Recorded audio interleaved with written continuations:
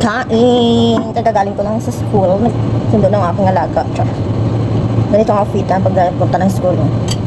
Pakabog. Kain mentang adobo, corned beef, sibuyas, spring onion, tapos sili, at saka kain.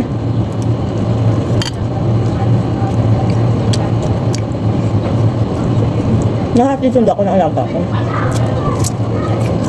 Mula si Lola, Webes ngayon, yung mga anak niya, kasi ang naiwan na anak ni Lola, yung kapatid ni Madam, puro babae. Namatay na yung lalaki nila na isa. Ngayon, every Webes, nandito Thursday, Webes, nagtitipon-tipon dito ang mga anak ni Madam. Tapos, meron silang close na pinsan, yung anak ng kapatid ni Lola, pinsan ni Madam. Mga babae dun. Very close sila. Pumunta dito. Eh ngayon, wala si Lola. Dapat maaga pa yan sila nandito na. Itong oras makaano kami sabay-sabay. Eh wala si Lola. Yung oras na sila pumupunta dito. Parang halian. Kumain na kami. Wala pa sila. Parang marami kami niluluto. Yung iba may dala. Kasi mayaman itong mga amo nila. Tapos swerte rin sila sa pagkain.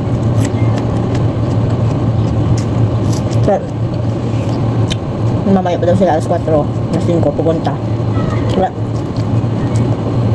Kumain na.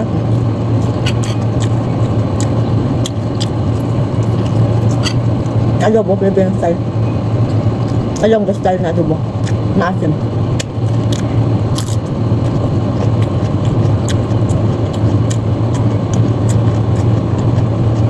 Mamaya pa yung iba.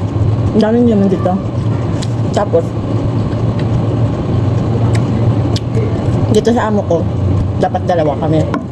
So, yung kinuha ni Bunso, yung pancake na palagi nakikita sa video ko, yung Bunso nila, inanyanin niya. Parang, kinansel niya. Kasi nga, ang dong, parang pinagpakaperahan lang siya.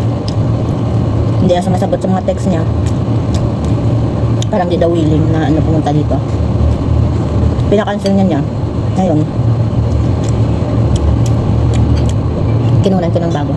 Dito, sa pamilyang to, gusto nila magkakilala yung mga kasambahay. Kasi, gusto nila nagkakasundo. Meron dito magkapatid. Kaming tatlo. Isang purok lang kami, isang barangay.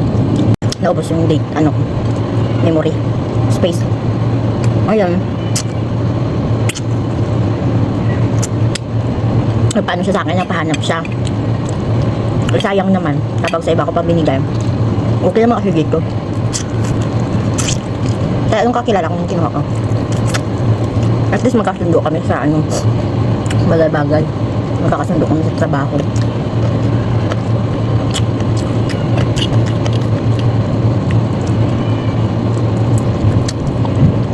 At saka di siya first timer.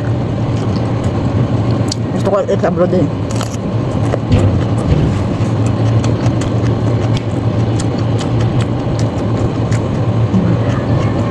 Ang bait mo, dalaga pa. Hindi ginamon.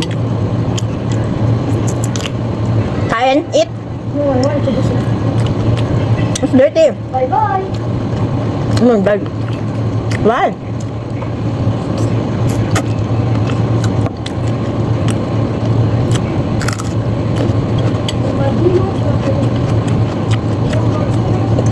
Lalipan nyo yung adobo.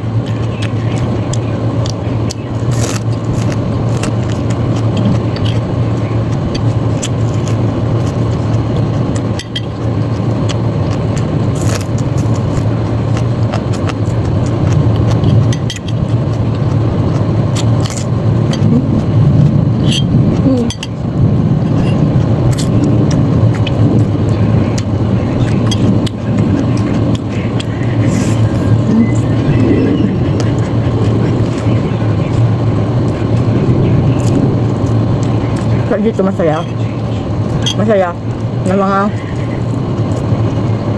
Tagalog, Cebuano, Ilonggo, kami Ilonggo. Mga Tagalog. Sa mga pinsan ni Madam, ano lang doon, Cebuano.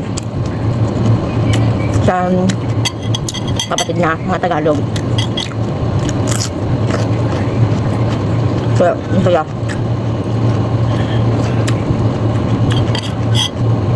Mag-uusap kami ng Tagalog. Nagtatawanan. Kasi yung accent namin, baga,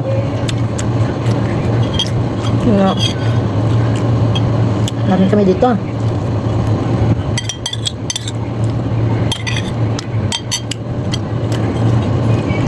Puro lang mga ano, mga Pinay, ayaw nilang ibang lahi.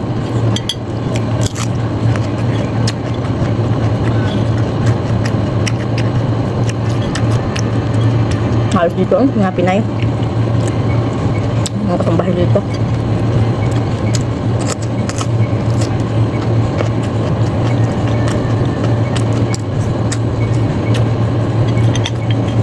Yeah.